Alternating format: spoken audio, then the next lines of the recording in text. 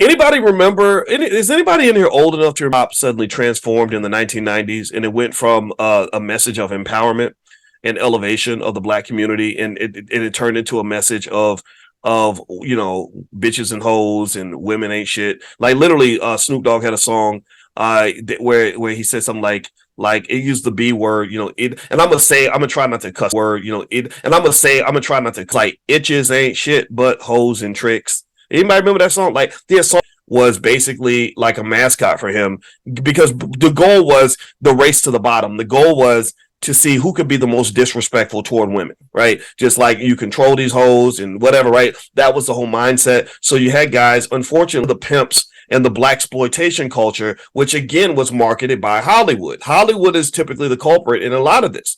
Hollywood were trained by the previous generation to look up to the pimps and the black exploitation culture, which again was marketed by Hollywood. Hollywood is typically the culprit in a lot of this. Hollywood started making these, Mac pimp player hustler movies in the 70s.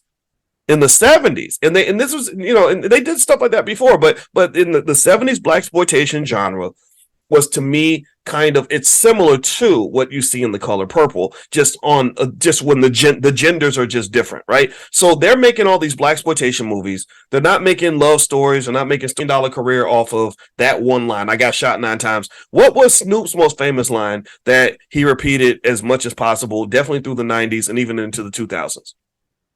We don't love them hoes.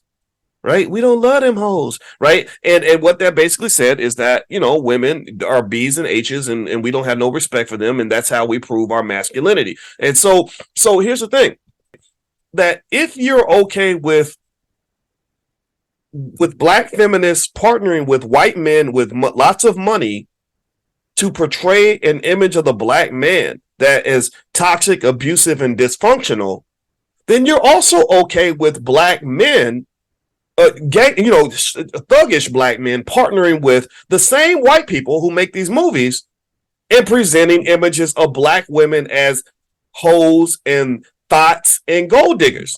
Seriously, you're okay with that. And this is, so the common factor is it's money. See, this is why